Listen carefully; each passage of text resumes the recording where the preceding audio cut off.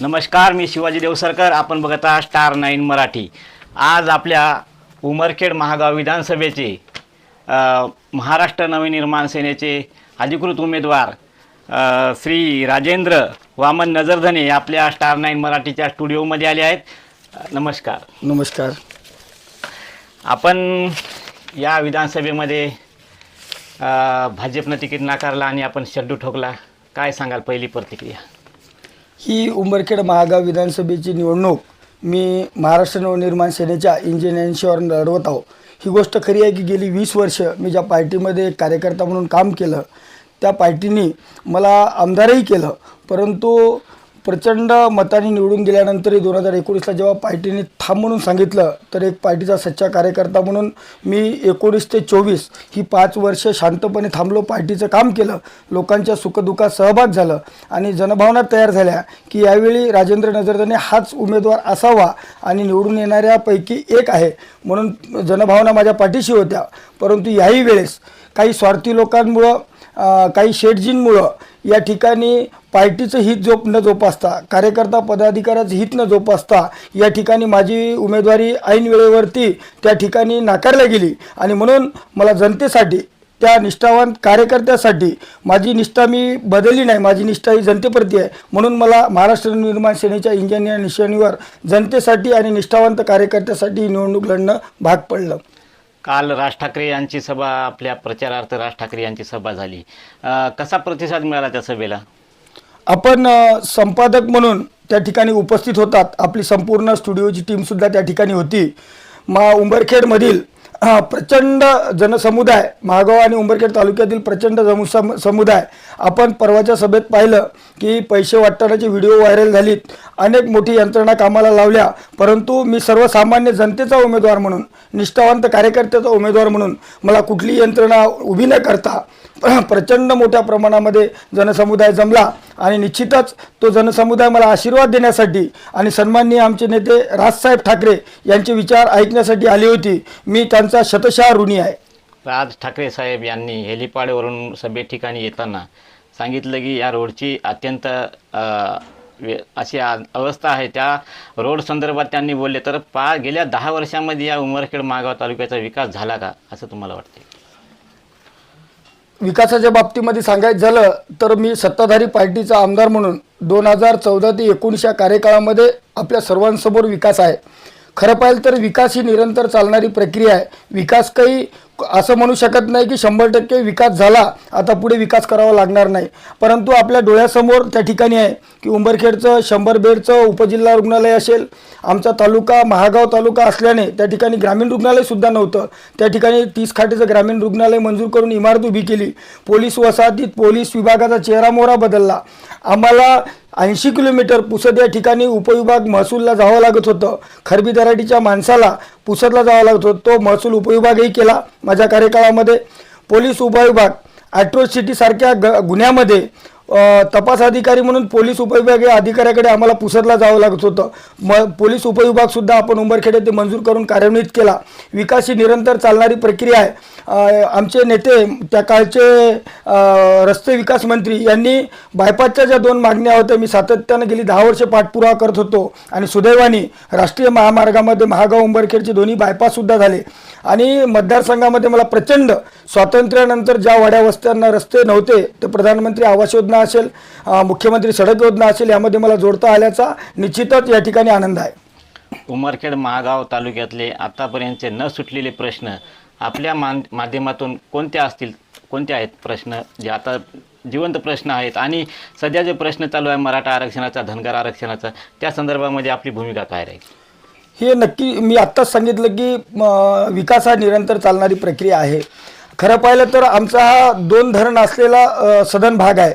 या ठिकाणी पैनगंगा, पूस, सीप नदीसारख्या नद्या आहेत, परंतु गेली 50 वर्षात या ठिकाणी ना टेलपर्यंत, कॅनल सऱ्यापर्यंत पाणी जाऊ शकलं. आमच्या इकडं मोठ्या प्रमाणामध्ये ऊस आहे, आम्ही 3 कारखाने चालू शकतो, आमची एवढी शेतकऱ्यांची क्षमता आहे. परंतु दुर्दैवाने स्वर्गीय वसंतरावजी नाईक सहकारी साखर कारखाना असेल, स्वर्गीय सुधाकररावजी नाईक सहकारी साखर कारखाना असेल, हे दोन्हीही आमच्या आपसातील काही मतभेदामुळे बंद पडली होती. परंतु तो विषय मी अंगावरती घेऊन स्वर्गीय सुधाकरराव नाईक हा सहकारी साखर कारखाना, ही गोष्ट खरी आहे की तो विकला गेला, परंतु मी शेतकऱ्याचं हित डोळ्यासमोर ठेवून जो भांडवल लावेल तो नफा कमेल या तत्वावरती मी तो साखर कारखाना शासनात असताना विकायला लावला आणि आज आमचा शेतकरी सुखी समाधानी आहे. वसंतच्या संदर्भात ज्या फोर्सनी तो कारखाना चालू व्हायला पाहिजे तो झाला नाही, त्यामुळं आजही आमच्या ऊसासाठी आम्हाला बाहेर कारखान्याला ऊस पाठवावा लागतो. निश्चितच आपण सर्वांनी जर संधी दिली तर येणाऱ्या काळामध्ये जो काही विकास राहिला, जसं की मी सांगितलं की रुग्णालय असतील, बाकी इतर इमारती बांधून जरी उभ्या झाल्या असत्या तरी जोपर्यंत त्या ठिकाणी मनुष्यबळ आम्ही निर्माण करत नाही तोपर्यंत खऱ्या अर्थानं शेवटच्या माणसाला आम्ही सेवा देऊ शकत नाही. म्हणून त्यासाठी मलाही लढायचं आहे. मराठा आरक्षणासाठी आपण संघर्ष योद्धे मनोजदादा जरांगे पाटील यांनी जो लढा उभा केला त्यासाठी बरेच बांधव त्या लढ्यामध्ये सहभागी झाले आणि महाराष्ट्रामध्ये आत्महत्या सुद्धा झाल्या. तर आपण सुद्धा या मनोजदादा जरांगे पाटील यांनी इच्छुक उमेदवाराची यादी मागितली. त्या ठिकाणी आपण आंतरवाली सराटीला गेले होते, पण ऐनवेळी माघार घेतली दादानी. त्या संदर्भात आपण काय सांगा? ही गोष्ट निश्चितच खरी आहे की एक मराठा लाख मराठा या घोषणेने संपूर्ण महाराष्ट्र दुमदुमला आणि शांततेच्या मार्गाने 10 लाख ते 25 लाखापर्यंतची मोठमोठी मराठा समाजाची मोर्चे झाली आणि हा मतदारसंघ राखीव आहे. मी गेली 20 वर्ष भांबरखेडा झाडगाव या टोकापासून तर खरबी दराटीपर्यंत, इकडं मार्लेगावपासून तर आमच्या भोसा तिवरंगपर्यंत या मतदारसंघातल्या मला प्रश्नाची जाण आहे आणि या ठिकाणी मराठा आरक्षण मिळावं ह्या निश्चितच सर्वांच्या भावना आहेत. म्हणून मी लढवय्ये मराठा समाजासाठी ज्यांनी हा किल्ला लढवला असे मनोजदादा जरांगे पाटील यांच्या सहवासामध्ये मला 48 तास राहण्याची संधी मिळाली. त्यांनी मला शब्दही दिला. तसा त्या ठिकाणचं आमचे व्हिडिओग्राफी असेल, त्यांच्यासोबतचे फोटो असतील, हे सुद्धा सोशल मीडिया सामाजिक माध्यमावरती आली आणि त्यांनी मला शब्द दिला की राखीवच्या विधानसभा जरी आम्ही उमेदवार देत नसलो तरी त्या ठिकाणी आमच्या समाजाला जो कोणी मदत करणारा असेल, आमच्या समाजासाठी काम करणारा असेल, त्याच्यासाठी आम्ही निश्चितच पाठिंबा देऊ. आणि आपण संपादक म्हणून सुद्धा आणि एका स्टार 9 सारख्या एका प्रसिद्ध चॅनलचे आपण या ठिकाणी मुख्य संपादक असल्याने आपल्याला माहीत आहे की मराठा समाजामध्ये मी गेली 20 वर्ष ज्या पद्धतीने काम करतो आणि त्यांचा जो मला आशीर्वाद मिळतो, तर निश्चितच येणाऱ्या 20 तारखेला सुद्धा मला त्यांचा आशीर्वाद राहील. कारण ही निवडणूक मी आमदार होण्यासाठीच फक्त नाही, तर ही निवडणूक खऱ्या अर्थानं सामाजिक सलोखा राखण्यासाठी, विकासाचं संतुलन राखण्यासाठी आणि काही लोकांची आपली दुकानदारी चालवण्यासाठी जे पक्षाचा समाजाचा विचार करत नाहीत. या ठिकाणी तेवढी टाकळी येथील घटना आहे की जर तुम्ही आरक्षण मागता आहात तर मग तुम्ही शासनाच्या योजना कशाला घेता? हे शासनाचं कर्तव्य आहे. त्या शासनामध्ये मी सुद्धा होतो की आम्ही कोणावरती उपकार करत नाही. एक लोकप्रतिनिधी म्हणून विकासात्मक असेल, सामाजिक असेल, या बाबीवर काम करणं आमचं हे कर्तव्यच आहे.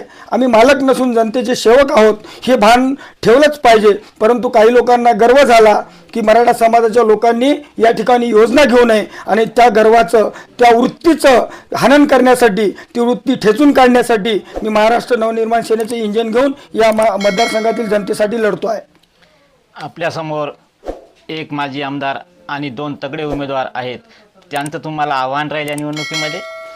मी अजिबात आव्हान समजत नाही. लोकशाहीमध्ये मतदार राजा हा सर्वात मोठा आहे. मतदार जो ठरवतो त्याला तो विजयी करतो. त्यामुळे मी कोणाचंही आव्हान या ठिकाणी समजत नाही. कारण काँग्रेसचा उमेदवार आपल्याला माहिती आहे की 1-1.5 वर्षापूर्वी फक्त आपल्या स्वतःच्या समृद्धीच्या भरोशावरती ही निवडणूक लढवायला चालला आणि दुसरीकडे मी भारतीय जनता पार्टीच्या उमेदवारावर न बोललेलं बरं. माझं भारतीय जनता पार्टीशी वैर नाही, ज्या पार्टीने मला एवढं मोठं केलं, परंतु एखाद्या सच्च्या कार्यकर्त्याला तिकीट दिलं असतं तर मी यावेळी थांबलो असतो.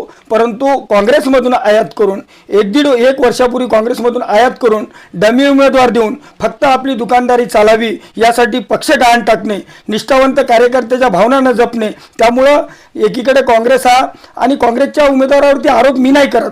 आपण बघा, त्यांनी शपथपत्रामध्ये त्या ठिकाणी लेखी दिलं की माझ्यावरती क्रिमिनल केस चालू आहेत, फोर्जरीच्या केस चालू आहेत. त्या ठिकाणी 420 सारखा गुन्हा केला. घरकुलामध्ये आपण बघतो की एकाच नावावरती 2-2 घरकुलं देऊन त्याच्यामध्ये काय त्यांचा हेतू होता. आणि मग जर एखादा BDO सारखा तालुका लेवलला काम करणारा अधिकारी आणि तोही मुळात उंबरखेड महागाव विधानसभेतला कुठलाही रहिवासी नसताना फक्त आपल्या समृद्धीच्या भरोशावर जर लोकांना गृहीत धरून, या विधानसभेतील जनतेला गृहीत धरून जर लढत असेल तर मी कोणाचंही आव्हान या ठिकाणी समजत नाही. माझं खरं जनतेसाठी मी लढतो, त्यांच्या प्रेमासाठी आणि त्यांच्या निष्ठेसाठी लढतो. म्हणून मला निश्चित या ठिकाणी कोणासमोरचं आव्हान वाटत नाही. आपण ऑटो चालक ते आमदारपदापर्यंत आपला प्रवास राहिलेला आहे.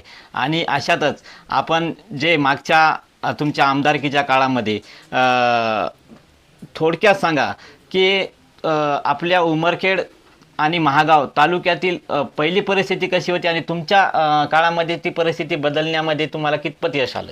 निश्चितच मला या गोष्टीचं समाधान आहे की 14 ते 19 मी सत्ताधारी पार्टीचा आमदार म्हणून मला काही कामं केल्याचे निश्चितच समाधान आहे. त्यातलं मी एक उदाहरण सांगेल की उंबरखेड आमची औदुंबर नगरी एवढी मोठी आहे की त्या ठिकाणी जवळपास 40-42 हजार मतदानाचं तो शहर आहे.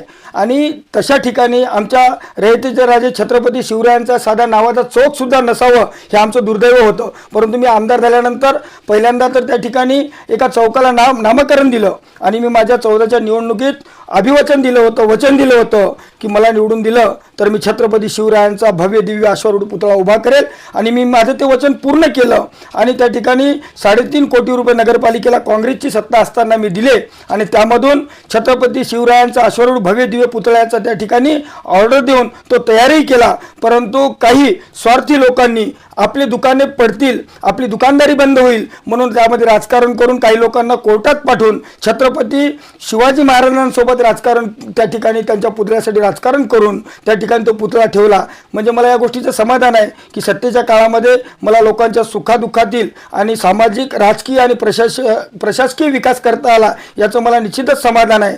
आणि ही गोष्ट खरी आहे की त्यामध्ये इमारती बांधून चालत नाही तर त्या ठिकाणी मनुष्यबळ असावं लागतं. आणि निश्चितच मागच्या 5 वर्षात जे झालं नाही ते येणाऱ्या काळामध्ये माझी करण्याची जी तळमळ आहे त्यासाठी मला जनतेने भरभरून आशीर्वाद द्यावे हीच आपल्या स्टार 9च्या माध्यमातून मी आपल्याला जनतेला विनंती करतो.